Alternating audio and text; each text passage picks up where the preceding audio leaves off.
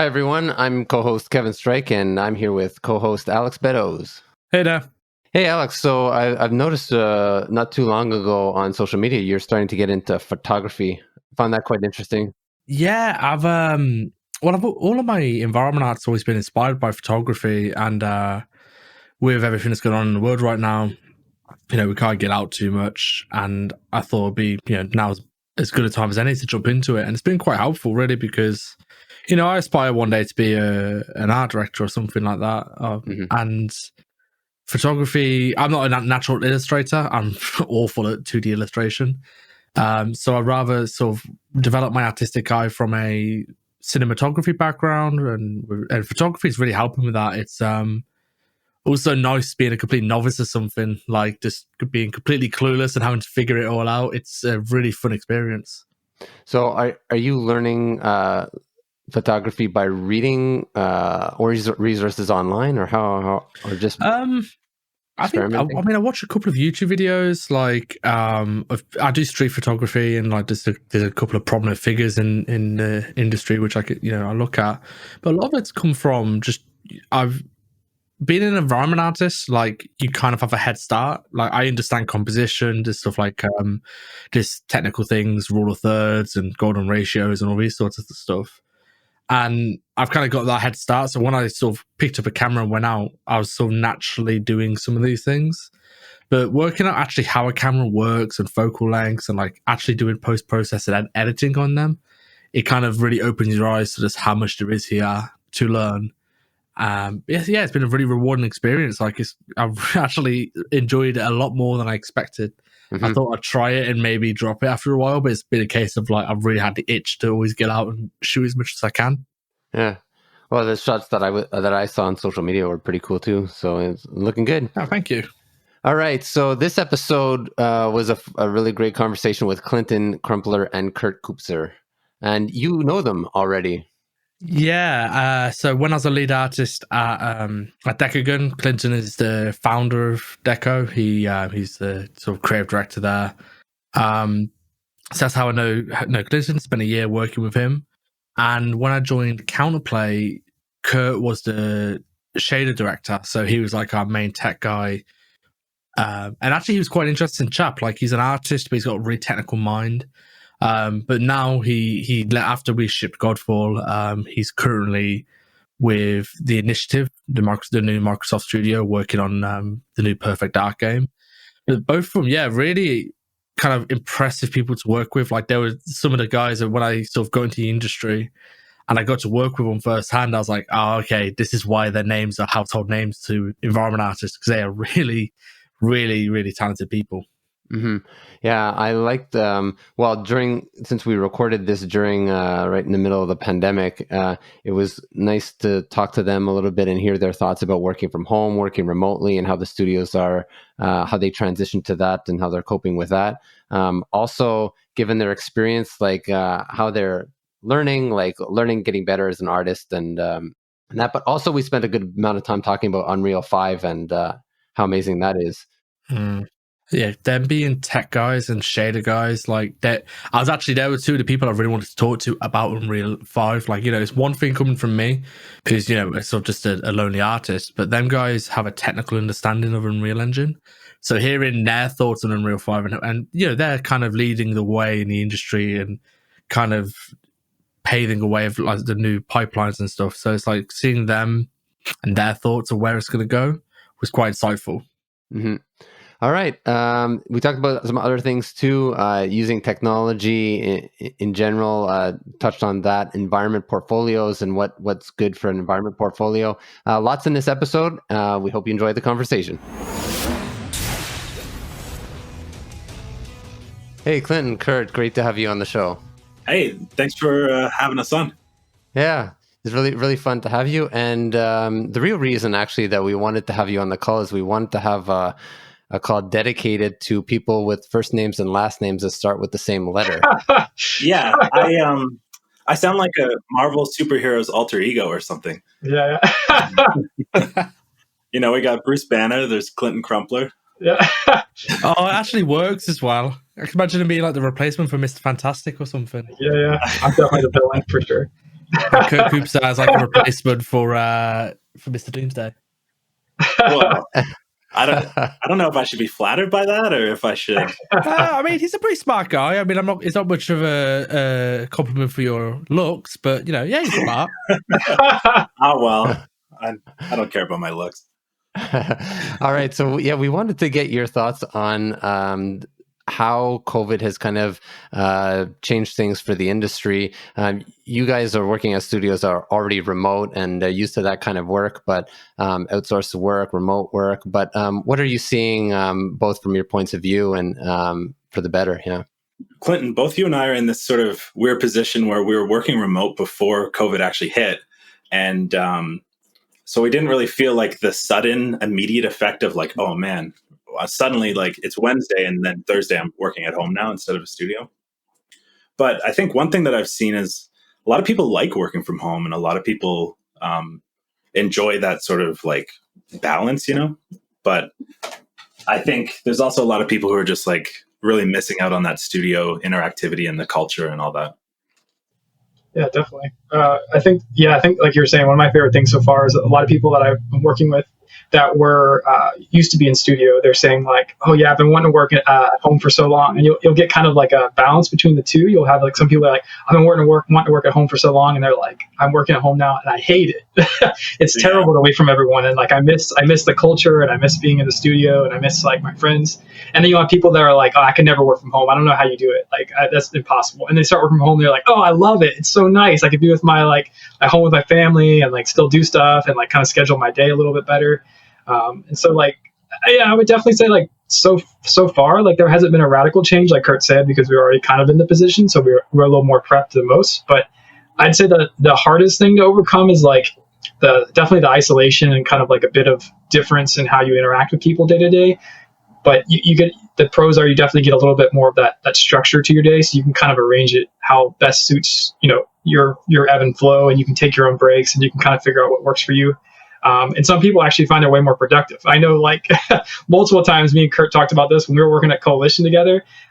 We had quite some time to overlap when we were working there, that I'd be like, when he left for a few months to work at another job, I was like, man, it's terrible to say, but this was like the most productive time at the studio I've ever had, because we talked so much, you know? So it's like, it's just how you arrange your day and how you organize it. And so it's like, I definitely would miss those interactions just because of like the social like interactions you get, and you learn a lot from each other.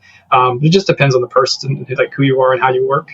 And also like on the flip side though, like there's times where we weren't working together and I was like, you know, I miss having conversations at the coffee table just about like baking normal maps and like all that other stuff that, you know, you don't really get as much. But I do kind of think that there's, like I said, it was such an adjustment period for everybody. I think that people will start to learn to balance it a little bit better, and they'll learn to kind of like work around those limitations. And for example, start hanging out more on Discord. Like at work here, Alex is always like, all right, jumping on Discord, who's hanging out? And nobody was doing that until Alex started to, you know, push people to hang out, and we started talking more and stuff. Well, it's funny because that's actually came from the Dekogon days, because when I was working with Deco, it was like Taylor and Michael were always in the Discord, and I was like, maybe I should hop in there and talk to them. And then it became like every day we'll be in there talking, and it felt like we were in the office. One thing that with this whole working from home thing, the main thing I've heard from people has been the detachment issue. They're like, they can't feel detached from their work. They find it very difficult to work, then move into personal time. Like when they're at that computer, if they're working on their day job for 7.5 hours, they find it very hard to sort of then move into their personal projects. Now, both of you, like you said, were working remote before you started, you know, before COVID started. Did either of you face that? Like the whole, like, I find it hard to do my own stuff after you know, work? Yeah, I mean, I think that's definitely another big challenge that a lot of people are facing every day, right? And it really depends on your setup. Like previously I was living in a house, and there was like my bedroom, and then down the hallway towards the living room was my office. So every time I would go to the bathroom or go to my bedroom or something, I'd be passing my office, and it'd be looming, and I'd feel it, you know, like calling and beckoning me to do more work and get more stuff done and be more productive. And yeah, so I definitely felt that. But I think I moved again into a different house, and my office is like downstairs. It's kind of tucked away and all that, and it's just separated. So there's more of like a distinction between like relaxing and working. Yeah. And I'd just say another thing too, like kind of what Kurt was talking a little bit about earlier with like, coffee chats and stuff like that. I find that as an artist, that's when you're first starting out, you're so focused on like being a better artist. You're just like, oh, I just want to be a better artist. I just want to learn art. I just want to get better at it as a skill. And then when you get into a job, all of a sudden you're a commercial artist, which is completely different than just being an artist, because you're so focused on production, produce, make work, make the content work, like put it in the game, those kind of things. And so I find that when you are in studio, you kind of have more of a balance of that, because you're all artists, you're all talking about art, you're talking about like ways to grow, things that you like doing about art, like just any kind of like aspect of art that makes it more engaging.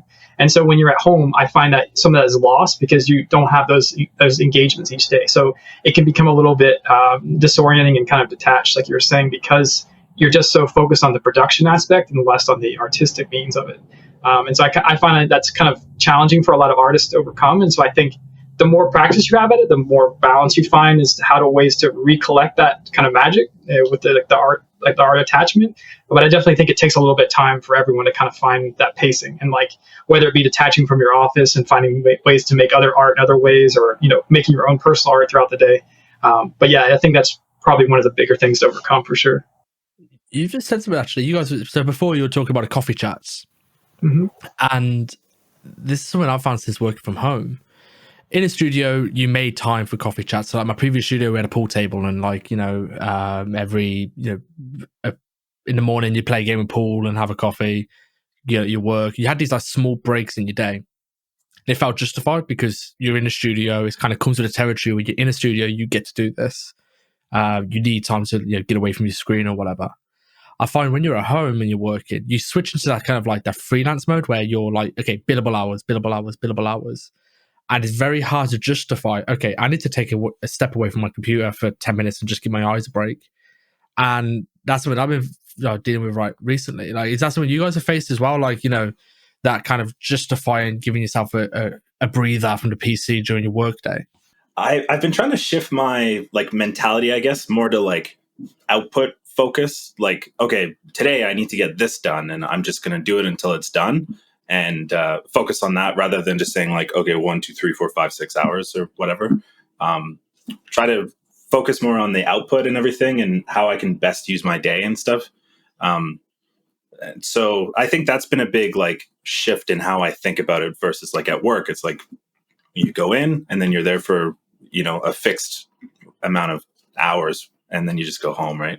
Yeah, I think you're constantly negotiating when you're at home as to like what time belongs to you and what time belongs to your work. And so I think because of that, you don't make the judgment calls that you once made when you were like, oh, I'm at work from 9 to 6 today. So however I feel that day, I need to fill it in what's produces what I need to satisfy the goals for the day, but also take the time I need to reflect and talk with coworkers. Whereas when you're at home, you're like, oh, maybe I can get that day squeezed down into 6 hours, so I can focus more on like taking my own personal time after the fact or other things. It's like I think you have to be a little bit more strategic about how you plan those hours throughout the day, because now instead of them being separated as these part belong to your workplace and these part belong to you, now they're all merged into one. As you have 24 hours to put sleep, work, and whatever else you want to get into that day. So you're now like trying to negotiate to figure out where those hours fit.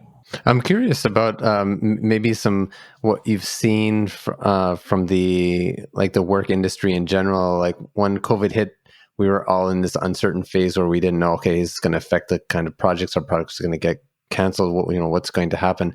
What are you seeing like on the business side now that we're well into a COVID situation? What a lot of people are realizing is it's probably not going to be just a short thing and it's over, right? Like a lot of places now, I mean, you look at, I think it was like Facebook and Google being like, well, our employees are just working remotely indefinitely, right? And so I think people are kind of settling in for the long haul. And I can't speak too much to the business because that stuff, like Clinton could probably provide a bit more insight. But I'm just seeing a lot more of that. And people probably like realizing some of their deadlines might be shifting or slipping or adjusting. Like, Kina, that game for the PS5 just got delayed because of COVID, right? Or that was part of it. They were talking about that, right? Yeah, I've definitely heard a lot of studios say, if they had plans in the work for contract work or for OS support, they'd be like, oh, okay, we're trying to figure out budgeting for the year because certain plans have shifted or we've changed ideas of where we're spending our money this year or, the goals for the year. And a lot of studios I've talked to in general, they've also said like, oh, like productivity is way down when it comes to like meeting our goals. And it's like, it's not just like, you can't isolate it to like one person because everyone's suffering from it. So it's more of I think it's good that people are collectively realizing like, it's something that we can continue to work on, but it's not something that it's like, oh, these are the people that are the issue. It's more of like this whole situation is the issue. And so finding ways to control, like work with that attachment or detachment from the project is very challenging, I think, for a lot of studios.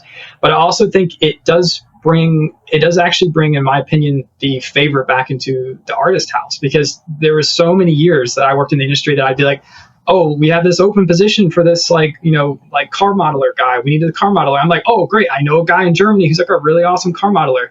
Oh, he's in Germany. We can't get him over here. We can't work with that guy. And it's like, but why? Like, if you have this guy that wants work, he's like willing to work with the wage you supplied, and he's like ready to go. Like, why can't we get that person? There's just so many ways of like being like, oh, because we can't get them in house and they can't do that. And I think COVID has kind of opens a lot of studios' eyes to be like, oh, maybe we can. Like, what's the difference? At this point, there's so many studios that we're working with externally. Like, why not just like bring those people on in house? And I think it's going to really globalize like the general like game marketplace for like studios and people that are looking for jobs, which is really nice.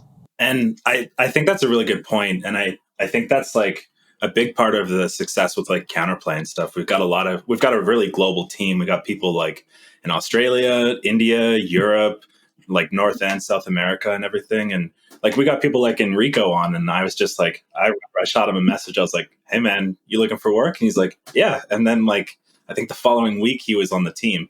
And so we have a lot of like really respected people. And I largely credit remote work to that. It did catch me off guard a little bit, because when I saw like what was happening, like, because at first, early on, it's not going to be that bad. I was like, okay, we're all going to work from home. I was like, okay. There's been a lot of studios over the years who've just been like, nope, remote work's impossible. We can't do that. And I just saw how quick, within a week, a lot of them, they were up and set working from home. And I was like, well, this thing that we thought was impossible is actually pretty easy. And that's us figuring it out like on the fly with no planning. Like, oh, I wonder what happens now if we actually plan this properly. To hold it, like I said, it is. I hope it's going to shift the industry. It'd be nice to have the option as well. Like, because we do like working in the studio. I won't lie. I miss being in house sometimes. There is atmospheres to it. But for those people who are like, you know what, I don't need to be in the studio. I can work remote. It's like it just opens so many doors, I feel like. And it's just seeing the big studios, like, the big LA studios, all of them being able to adapt to remote work. And I'm like, oh, well, if they could do it, anyone can.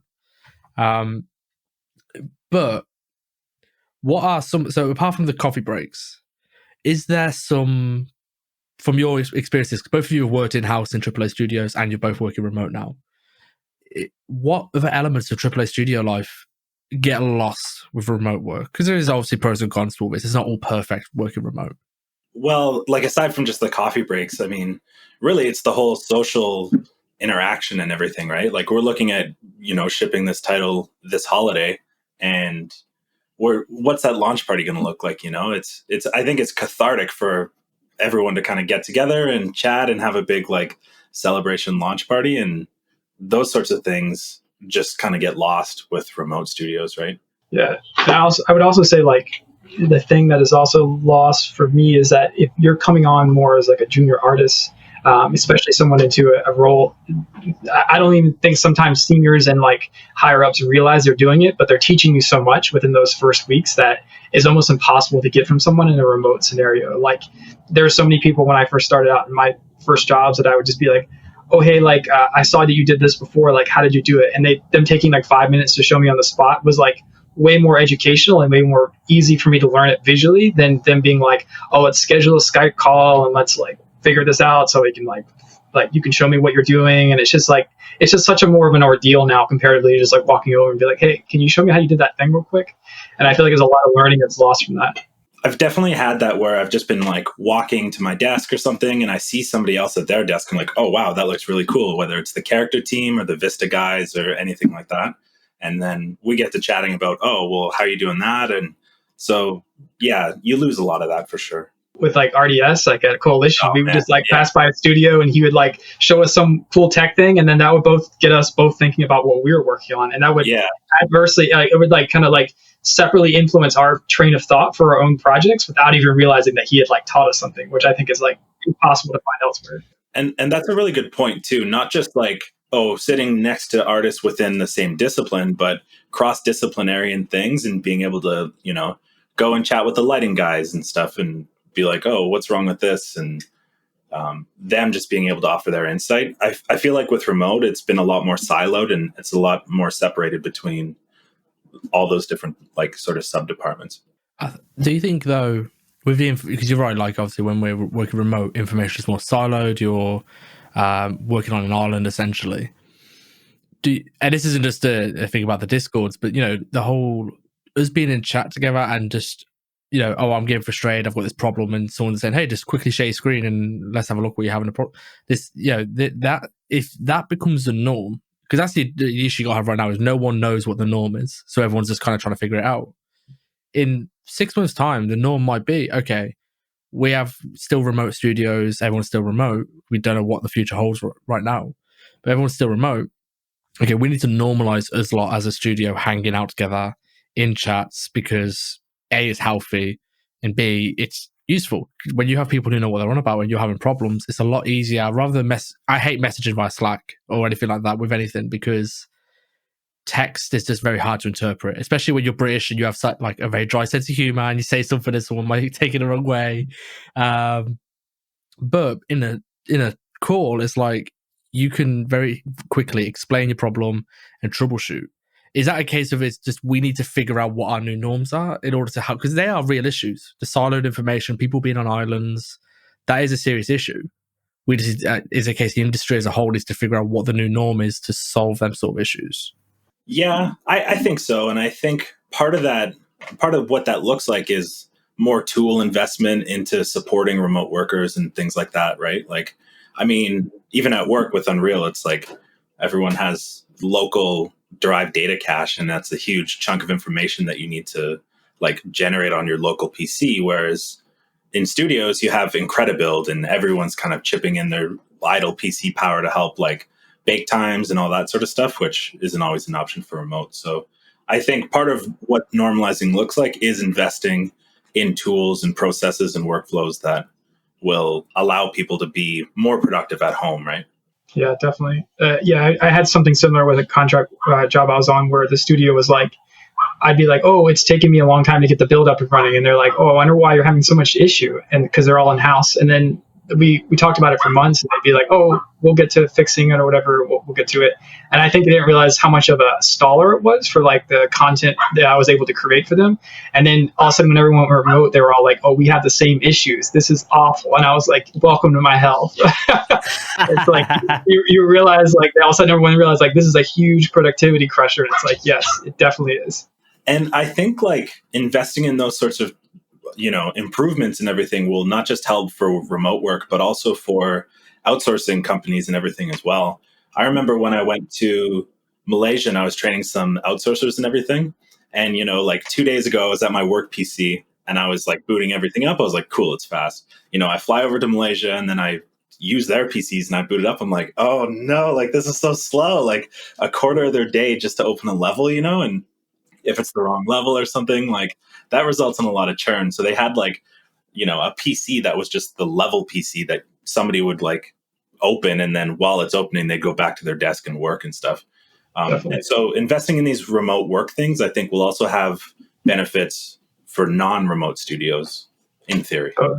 Yeah. Cause man, like going to China and seeing that you had to like download an image on Bing and only like 1 out of 300 images show up when you Google search anything. It's like, oof, sometimes like just finding one image to show them a reference of what you want a texture to look like would take like an hour to like go on the one computer that was allowed to go on the internet and then like download that image, then bring it to the server and then go back to their machine. It's just like you have just so much more like empathy for them as to like the amount of work it gets to just get one thing done that normally for us in the studio, you're just like, oh, I can just do this right away. And so you realize like these are things that need to be kind of accounted for when it comes to like working remotely or whatnot. And then just speaking to the norm, I find that like, I was talking to someone about this the other day. I find like there's a lot of more mental stress that's happening with a lot of folks too, as well, when it comes to how they're interacting with people. This was a really weird one that happened to me. Like, I remember when I was working in studio that it was very easy for me to go up to someone and just be like, yo, like, you know, can you help me with this thing? Or can I talk to you about this? Or just message you and be like, hey, let me go talk to you real quick. And for some reason now, when it comes to meetings, because everything's like so planned throughout the day, there's almost like an anxiety that I'm going to like miss a meeting that was set up in like 15 minutes. So that 15 minutes up until that time, I'm kind of like preoccupied with thinking about like, oh, I got to get to that meeting. So you're like, you can't focus on the work at hand almost. So there's this kind of weird like breakup and of anxiety throughout the day. And like, I feel like as like game developers in general, we're already kind of awkward. So it's already like this already mental stress that we're like dealing with on our own terms. And so I find that it just kind of adds to it. So finding ways to kind of continue to deal with that and just being empathetic to your co-developer, like, you know, like your coworkers as to like the stresses they might be dealing with mentally as well too is really important. Yeah. I'm super guilty that I'm always like, hey, can we do a call? And then like 10 minutes later, no response. I'm like, well, we could just chat if you want. And then 10 minutes later, I'm like, well, I wanted to talk about this. And then they're like, okay, ready to do a call? I'm like, yeah, sure. And then I jump on a call. I'm like, well, what I was wanting to talk to you about was everything that I just messaged. It's like this weird like stutter step thing where I'm like, I'm too anxious to just commit to waiting for them to call me. But I do prefer calling. And yeah, definitely awkward for sure. Me, that is. So we've been speaking a lot about like tech needs to develop. Now, you two are shader guys. Kurt, you've been showing me a lot of shader stuff recently. Clinton, back with Deco, I know you showed a few shader tricks to me as well. Something I realized, and I'm not sure where this came from, is, and this is a shameless plug, but your ArtStation learning course really highlighted this for me, Kurt, in that people don't know how to do shaders. This is a very Unreal Engine 4 specific thing. There are certain things that we do when we make shaders, be guilty of overcomplicating things, messy shaders, they're like incumbent. Where does that come from? Because, like, you know, Kurt, me and you sit down for 2 seconds and we figured out like a couple of nodes solves all our problems and we have this really nice looking shader. Mm-hmm. But people are learning shaders from somewhere, and like these very not sloppy workflows, but you know what I mean, not the proper workflows for shaders. Where does this come from, and why does it happen? Well, I don't know if there's really an improper or proper workflow for shaders. I have like a sort of like, I don't know, framework that I like to work out of because I think it makes things more predictable and reliable. But I think sort of, I don't know, I'm not the expert and I'm not speaking on this with authority or anything, but like if we look at... Isn't that your role? Like your role is... Don't be so modest. Don't be so modest. I am. Okay, well, okay. Wait, me? Wait, I am an expert. I don't know. That's the imposter syndrome speaking. But anyway, so I think like with the material art, and we saw a lot of like substance guys and everything like back in the early days, and it's like, here's my graph, and it's like spaghetti and meatballs everywhere and stuff like that, right? And it's the same sort of thing where things are getting overcomplicated. But as the sort of specialty matured, there's a lot more people coming up with better workflows, subgraphs, things like that helps to clean everything up and help to make things more readable, and you get faster results, right? People can make like amazing textures and they're like, I did it in 2 hours or a day or whatever. And it blows my mind. And so I sort of think that, you know, as an expert, I sort of think that there's going to be a lot more like shader artists and things like that, as the industry moves forward, I always think there's more specializations happening, you know, like there used to just be environment artists, and now there's like level artists and lighting artists and material and texture artists and modelers and stuff, right? So I could definitely see like shader art becoming more of a common sub-discipline.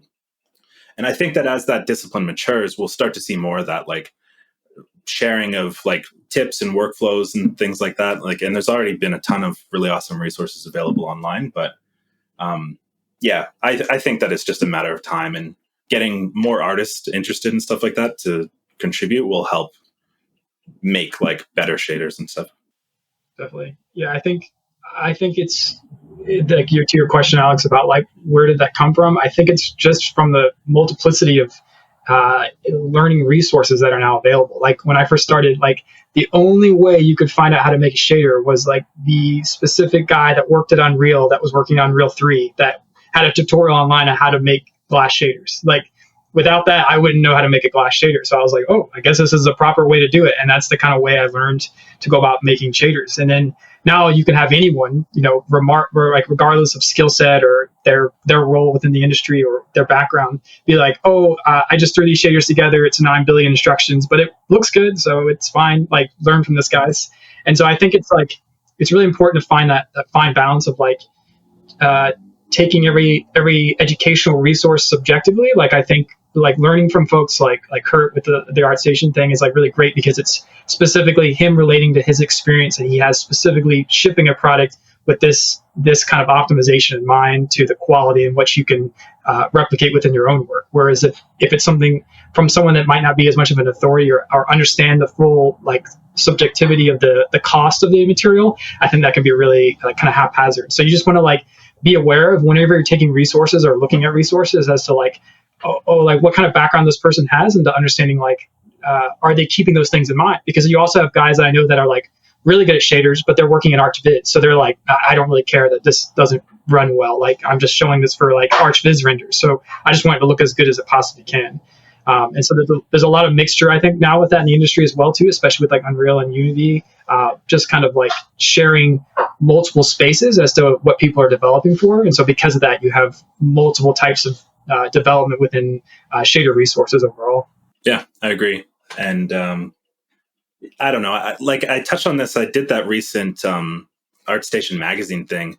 A lot of people do make shaders they look awesome. And, you know, if you're only concerned about the output and just trying to get something that looks really cool, that's completely fine. But like the way I approach it is it's a tool that you're making for your team. And those tools need to be like smart enough and intuitive enough to use, and also performant enough so TechArt doesn't get mad at you. I'd like to get you guys' thoughts on Unreal 5, and because it's come up a couple of times. Yeah, just what's been going through your minds about that and the potential. Well, first of all, the Lumen, like the real-time GI stuff, looks super exciting. I think that Unreal's been sort of missing that functionality for a while. I know there was like the light propagation volumes and the SSGI and stuff, but if it's everything they say it is, and I really hope it is, I think that it's going to be really exciting for the future. You know, Epic is positioning themselves a lot more to be not just like a game studio, but like just a real-time visualization, whether that's like, you know, games, ArcViz stuff. Like we've seen this with The Mandalorian, right? Like Unreal with all these like screens around, and it like you use Unreal for all like the LED lighting and stuff like that on the characters, and then they replace them in post or whatever. But it's being used a lot more for that stuff in film and VFX and everything too. So with Unreal 5, I think they're going to be pushing a lot more for that. And yeah, I think that's, in my opinion, what's making Unreal so successful, and also what's going to really be nice about Unreal 5 is that you have it being used in so many disciplines across the world, like basically like film and like, you know, like broadcast design and everything. Like car commercials are using it now. It's like, man, because there's always someone different utilizing the resource, they're going to find different ways to break and make the tools. And so when they do that, they're going to think of ways that maybe a game developer wouldn't have thought, like, oh, I guess the engine could be used in this way. And then they can extrapolate from that to make additional tools that even are better for game developers. And so I think there's just going to be a lot of like flexibility with how tools are interpreted and used, and how they're expanded on that to accommodate for those new kind of like media features.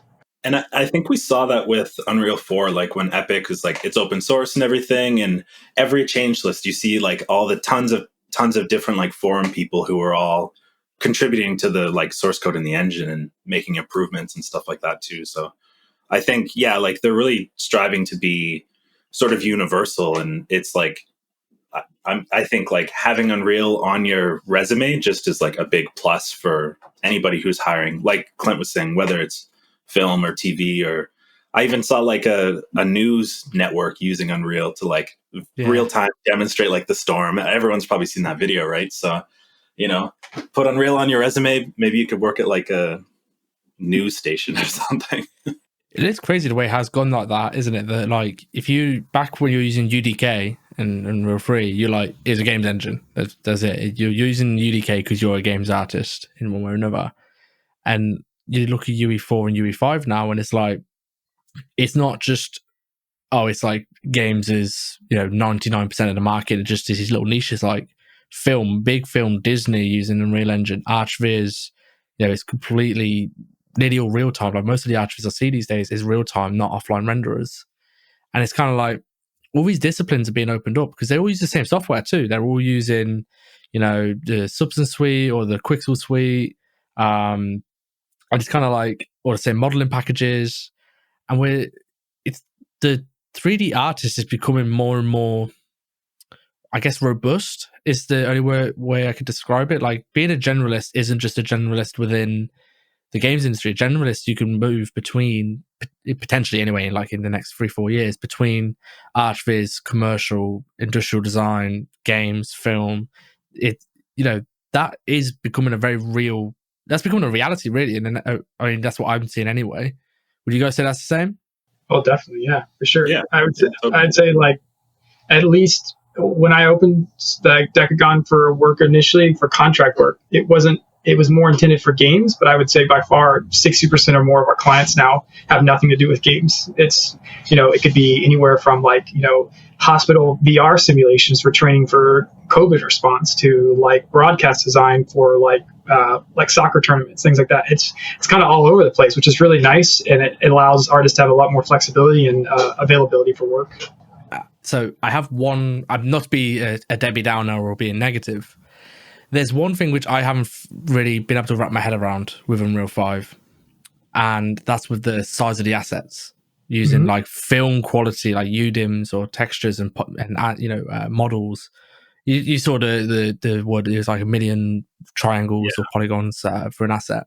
It's like 1 million polys is like equivalent to 1 4K texture, I think. Yeah. Now, my concern is how we manage these assets and work with these assets. I mean, you guys have both opened Substance Painter when you're working at 4K. You get a few layers in and it starts being a bit taxing.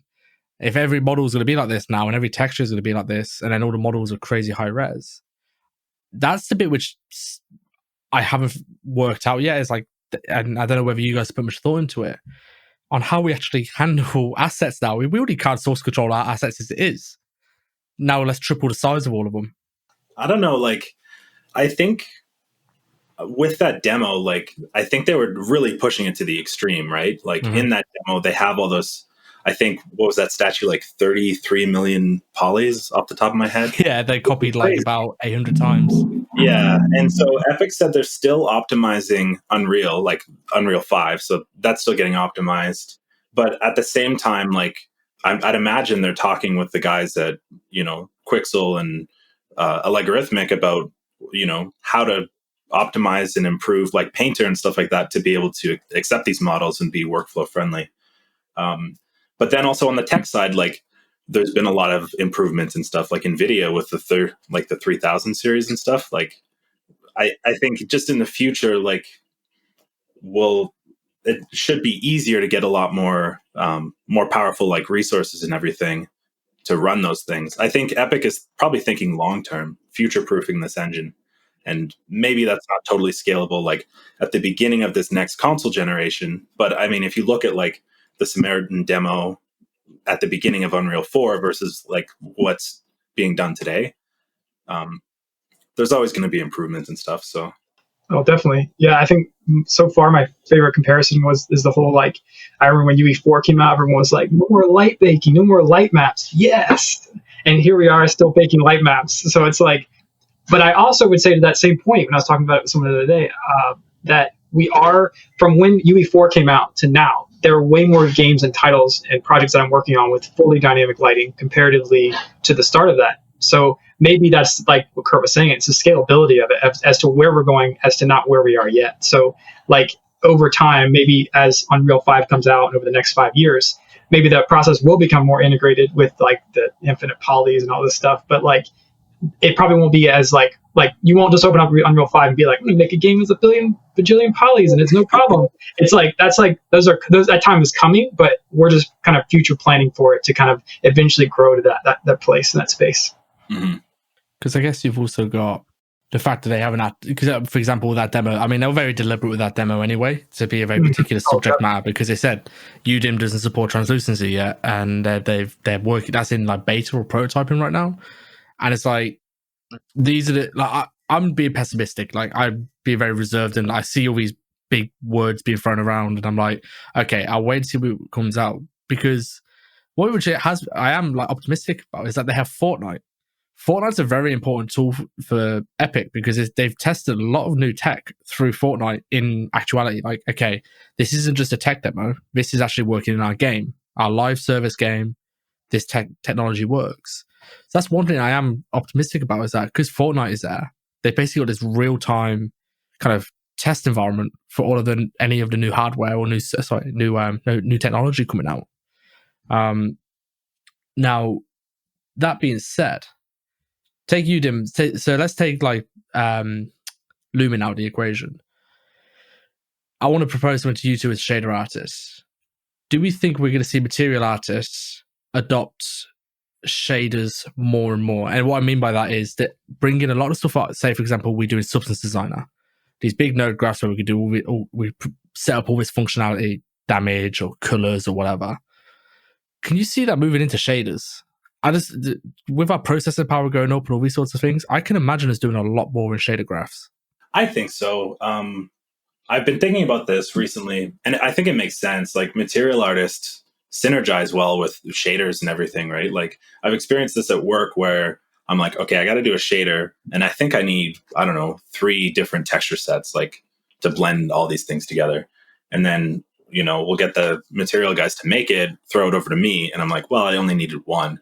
And then that's sort of, they could have made 2 other textures instead of just like guessing at what they needed to make for me. And I think like we see this at Naughty Dog, where people like Matt, Trevelyan Johns and all those like material guys, they all know shaders and everything at the same time. So yeah, I think it's definitely going to happen more so and be a lot more common.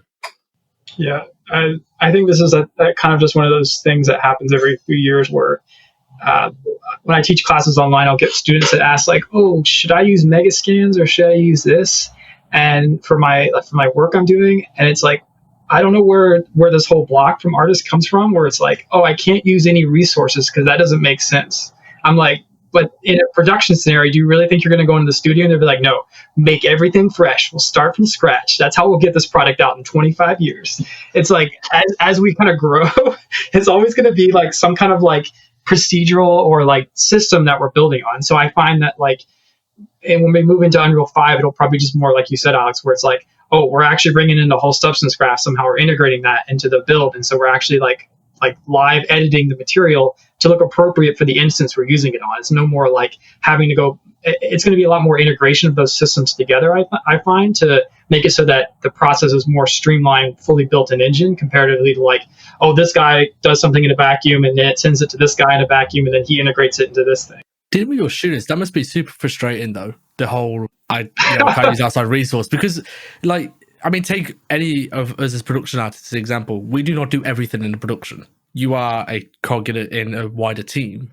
Mm-hmm. It's like, yeah, use outside resource. You're going to have a weapons artist to provide stuff for you. You're going to have character artists, foliage artists, lighting, tech. I find this really odd. I think with that though, like, I mean, think about it. You're kind of new. You're learning a bunch of stuff. You want to get in the industry. I'd imagine you don't want to like commit to one route and then be like, oh, well, I can't get this job because you're worried that an employer might be like, oh, well, they use Megascans or whatever. I think for a lot of people who are looking to break in, they want to cast a wide net to try and like just be employable. But part of the experience, like you're saying, being production artists and stuff is, okay, no, look and like specialize more and like have more of a focus because that's just the way things are trending. I say this, and I was totally guilty of it myself. I remember when Quixel first came out with the texturing tool, and I was like, that's cheating. I don't want to use it. No, I'm not going to use that. Yeah. I'll stick in Photoshop. I'll just do it by hand. I'll just overlay these textures for the next 7 years. It's fine. No big deal. Yeah, I remember like that video. I was like, how? You can't do an environment in 10 minutes. Yeah, exactly. So it's changed so dramatically. Like you just have to kind of break your mind to realize like there's no such thing as cheating. Everyone's just after a final goal that looks good. It's like regardless of what tools you have to use to get there. And I think like as long as you're upfront with, okay, I didn't make all these whatever, these are mega scans and stuff. And then I think it's important to say like the intent of what I was trying to do, not just be like, here's some renders, there it is. But if you say my intent was to learn like meshing, level art, composition, and improve those workflows, I wasn't focused on this. I think that also demonstrates to employers like, hey, I am being focused and I'm like looking at what I actually want to do in a studio, which is a plus. With that though, I'm guessing like you guys have been through this already. Like I said with Quixel, your eye as people in hiring positions or observing portfolios, your eyes like artistically adjust, right? Like when the PBR revolution came around and Painter and Quixel came along, everyone was slapping smart materials everywhere, and it's like, oh, these look great. These smart materials look amazing. And now everyone could spot tank armor and bronze armor in Substance Painter and be like, yeah, that's a smart material. That's kind of happening now with Megascans, right? Like when you see these beautiful compositions, or like really nicely made foliage scenes put together, it's like, right, well, I know this is all Megascans, so I can't judge the quality of the assets. I can only look at your composition and lighting. And your eyes, as people who have to observe portfolios and critique portfolios in like hiring positions, your eyes adjust to the technology, right? Like, okay, I'm not going to judge your foliage because that's Megascans, and I can separate the foliage from the art, if that makes sense. Just like we could separate a textured piece from smart materials when we spot them on early props. Yeah. When you're looking at the portfolio, like what's more important to you? Is it the artistic ability or is it the use of technology? Like what do you look for when you're trying to hire somebody? I think it's important to blend both. Like Clint, you remember on like Gears, Malcolm, everyone was using like the Quixel smart materials and stuff like that. And our lead was like, oh, hands down. That's totally fine. But there was this one smart material that always had like a Zorro scratch, like a Z. And he was like, that is not allowed in the game. And so I think it's totally cool to use them. And I think that shows, games are getting more expensive. We need to use these tools and leverage that technology to make them faster and on time and stick with the budget. But it's an important skill to say, I can use these and not just make them look like the Quixel preset or whatever, right? We don't want to see any of those Zorro scratches and stuff like that. So being able to say, I can really elevate these tools and make them do what I want rather than just being like, I'm stuck within the framework of the preset materials is valuable to demonstrate as well. Exactly. Yeah. And that speaks, I think that speaks to the artist ability as well too. Like, can they identify that that's like a very like stock material asset? Does it look like all the edgeware is like consistent around the edge? Like those kind of things I think are particular to the artist's ability to observe and understand their own like art form, regardless of whatever tools they use to get there.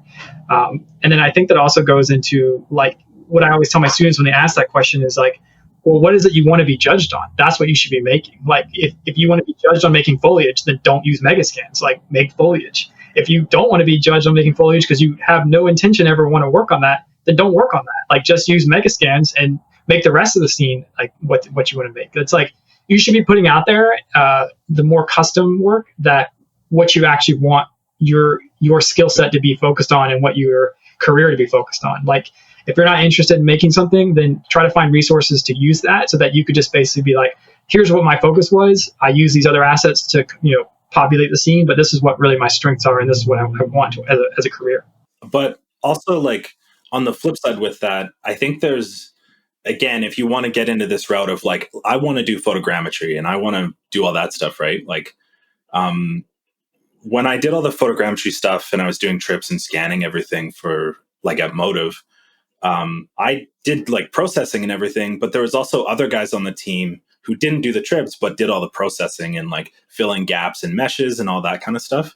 And so I think even if you're like wanting to level up on those skills, it might be valuable to have like, here's some Megascan assets, and I've capped them off, and I've like repainted everything to make them a lot more usable and flexible, rather than just being an open face like L shape, and maybe that's something that's more technical focused. Like in the Unreal 5 demo, they were talking about that in the dev days, where they had the Megascans assets and they built like Houdini tools to kind of cap things off, flip them, and then like process them to be a lot more like game art friendly.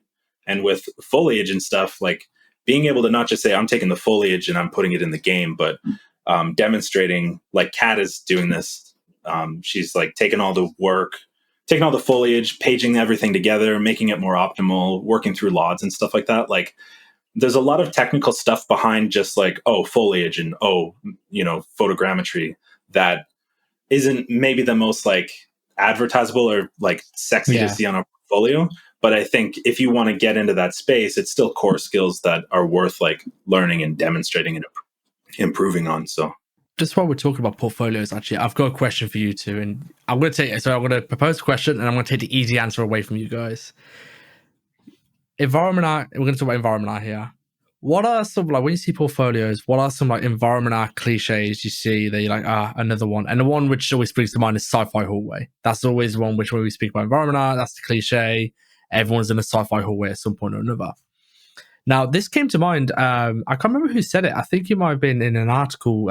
It was Tim Simpson, but a reply to it. And he said, if you're doing lighting studies, buy a scene, like, rather than use the free ones sometimes, because you stand out, you've done something different to everybody else. And that's just a point of difference between you and everybody else.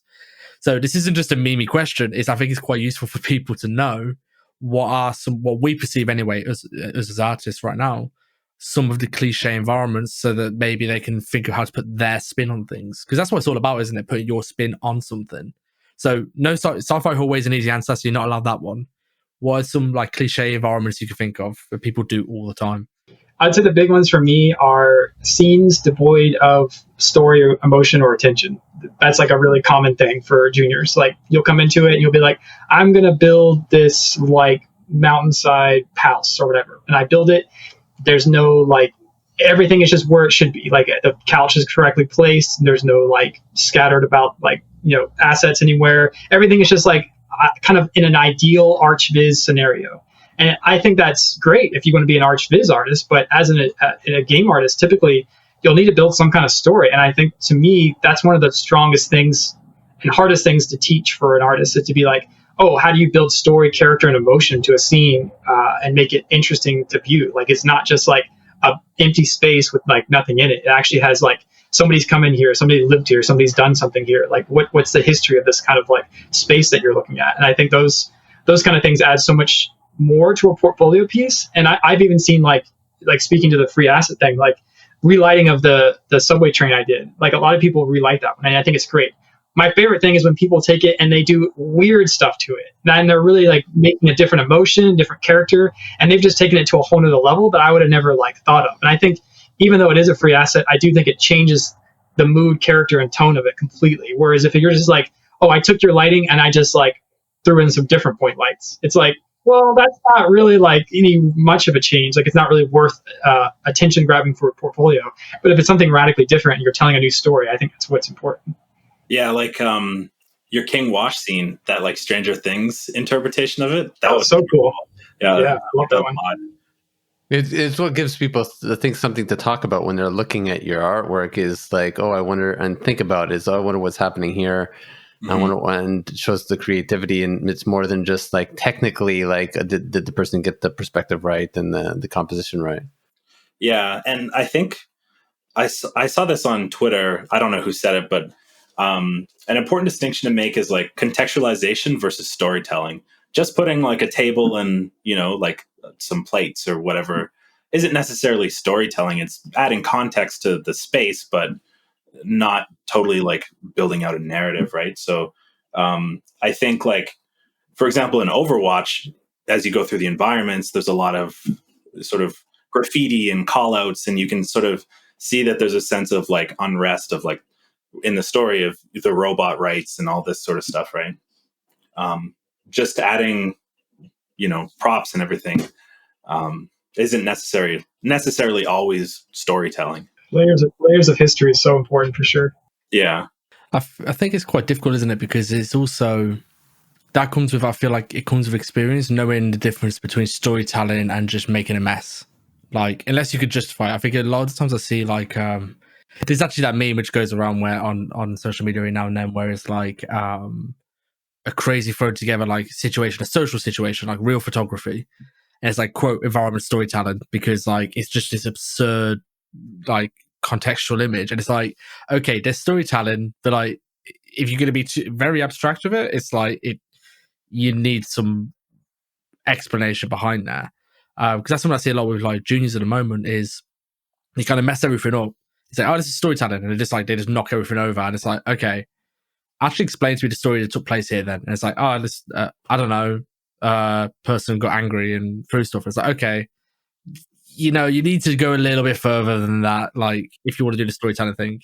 Yeah, that's context. But if you like, okay, the door was kicked in, and then you make an asset where the door is actually broken off the frame and whatever, right? Then it's like, okay, now somebody broke in instead of just being like, it's messed up, and trying to layer more of that stuff into like environments, I think builds a more convincing, believable environment and sells a stronger story. So on the flip side, we spoke about like that's a kind of like pitfall thing. Apart from storytelling, for you two independent, and this is like kind of this is a subjective thing. What catches your eye in a portfolio? Like what or an environment, should I say, not portfolio, in an environment? What's something that you just see and you go, I really like, I don't, So for me, for example, is when if I see a scene where the color palette is not cliche color palette, so the easy or one is orange and blue. Every time I see orange and blue, I'm like, I've seen it a million times. It's hard for me to be excited by that. But when I see someone take a color palette that's completely, left field. Peter Tran's great for this. He did 4 examples of a scene with very unusual color palettes that look incredible. That's what catches my eye. So for you two, like, what environment things do you see that catch your eye?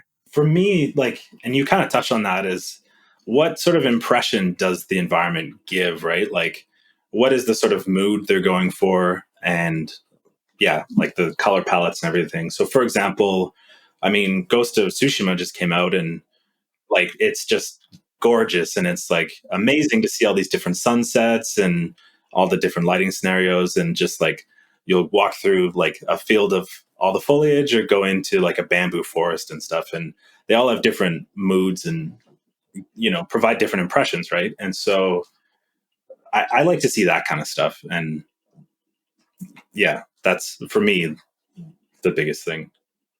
Yeah, I'd say for me, it's attention to detail, like just being really able to identify and like see, okay, this person's really identified what is interesting overall in the composition, and like what really tells a story and the narrative overall.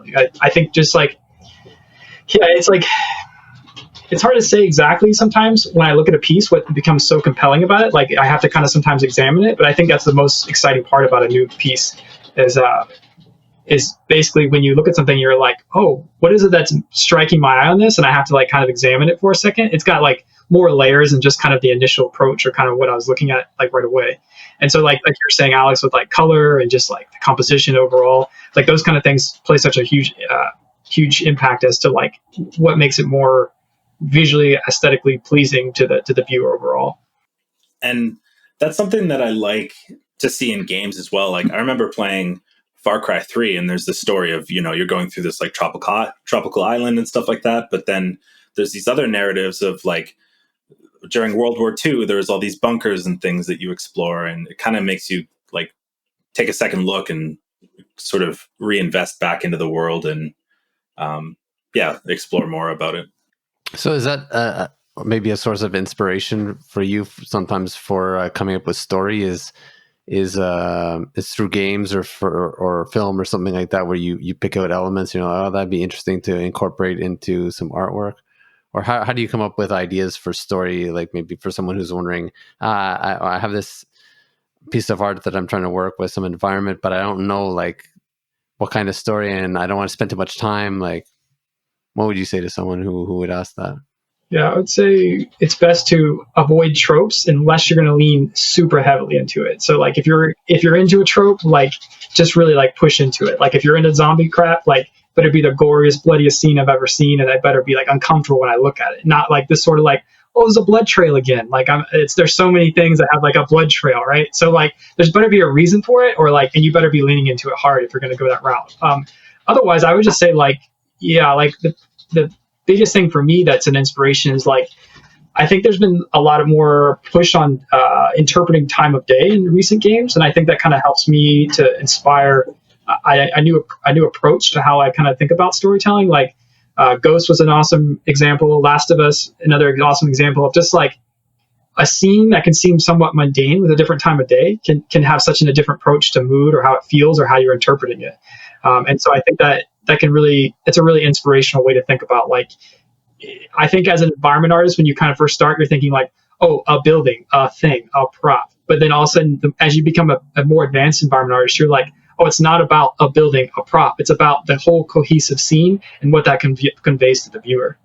Yeah. And I think like getting familiar more so with the subject matter will sort of help with that. Like, so for example, I was looking at like, Egyptian tombs and all that sort of stuff, right? And so I was like checking it out and looking at all these photos, and I'm like, oh, that'd be really cool to do. But then to build on that and add a bit more complexity in storytelling, it'd be interesting, like I was kind of mentioning with taking the Far Cry route, like of different sort of timelines and layered history. It'd be interesting to, maybe set it in like the 1920s when all these Egyptologists were going in to these tombs and like breaking things and stealing artifacts and all that sort of stuff, right? So rather than just doing here's a scene, it's like here's an age scene, but then there's another layer of, like prop tents and lights and everything kind of set up and strung along and stuff like that to, add more storytelling. And also, it's just kind of nice to see if you're doing a scene, like to see that there's been some research and additional like understanding of the history of what that is, right? And yeah, I think that goes a long way. Yeah, go ahead.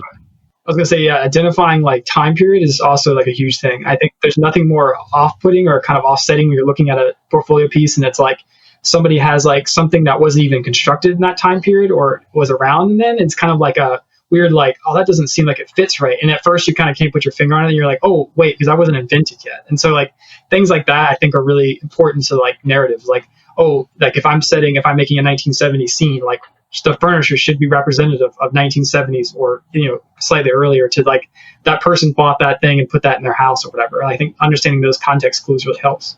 No, I was going to say, yeah, sometimes it's just your brain will tell you something's not right about the scene. You don't know why, but it's because we've grown up with all of this stuff and we've read about history, we've seen stories, so we know when something's just not right.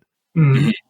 Yeah, like your office scene, the Saigon office was like really convincing, not just on the lighting and the mood and everything, but on all those like small little props and stuff like that, which is what makes those things feel so strong. But that takes a lot of work too. That's a lot of like investigation and trying to find like when was this phone made and stuff like that. So it's a big. You say that. I think there's something to be said for, and I think this is why I don't like sci-fi or alien stuff, like from early portfolios. Clinton scenes are real world things. I can show that to my mother and she would be able to tell me if that looks right or wrong. And there's something about it where there's basically no room to hide. Like if you do a super sort of the subway scene, let's use the subway as an example. Anyone can look at that and tell you if it's right or wrong. If you get a single thing wrong, the average person could call it out. Whereas some of my art teachers used to say to me, like, don't draw monsters, because if I say that's wrong, the proportions are wrong, I can just say, well, that's the way the monster's designed, or sci-fi or anything like that. So I think there is something to be said for, in your earlier scenes, being draw from reality. Just because there's no getting lost in the noise, no getting lost in not having reference. Like if you draw from real world, you have everything at your disposal, and there's kind of no excuses, if that makes sense. Not to sound blunt, but like there's no excuses for getting something wrong.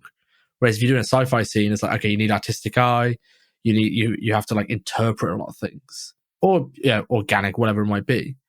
The less interpretation you have to do of like an abstraction of ideas, I think goes a long way, because it towers in portfolios, scale, composition, storytelling, all these things.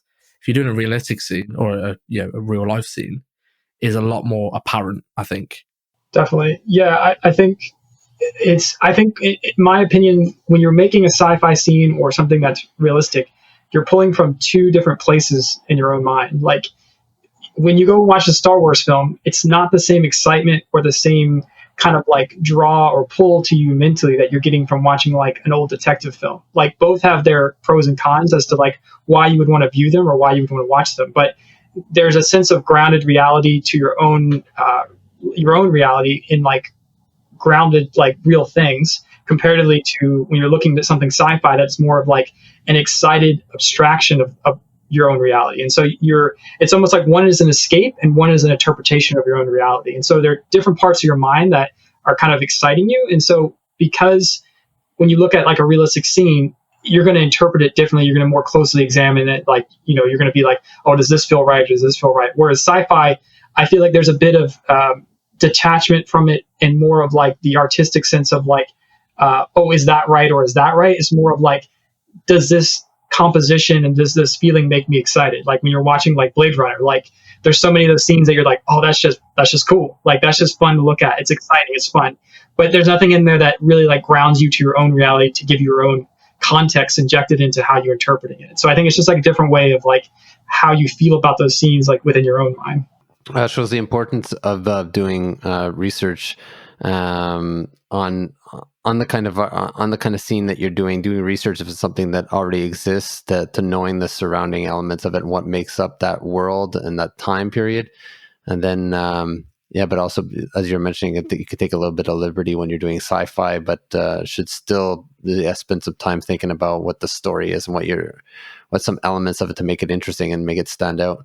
With sci-fi, I feel like, the hallway thing is kind of a trope, but there's so many cool like things to explore and try and do with sci-fi that would keep it fresh, right? I think hallway is kind of easy because it's like very self-contained and all that, but like Floyd, he did that really amazing like sci-fi scene, and it was out in space, and it was like the all the greenery and stuff like that. I'm forgetting the word, the bio hallway thing with like the robotic arm and stuff, and that felt very believable. Oh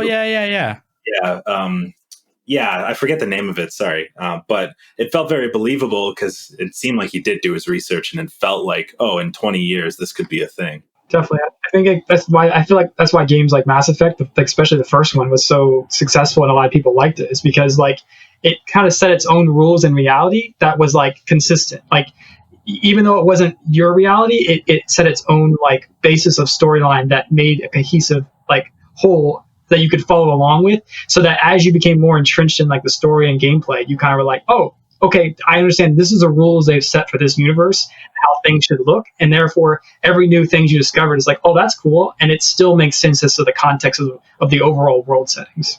Yeah, like the suspension of disbelief is huge, right? And like looking at Floyd's scene, it's like, oh, I totally believe that. Looking at just an abstract hallway without context or anything like that, you're like, oh, okay, well, now I'm going to look more closely, like you were saying, on was the composition good? Do the assets hold up? And all that kind of stuff.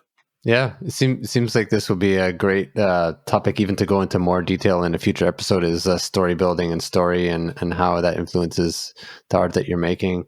It's been a lot of fun talking to you guys. Yeah, I've really enjoyed the conversation, and it's learned a lot. If people want to reach out to you, you both have your ArtStation pages. It's a way to see the work that you're doing and follow you.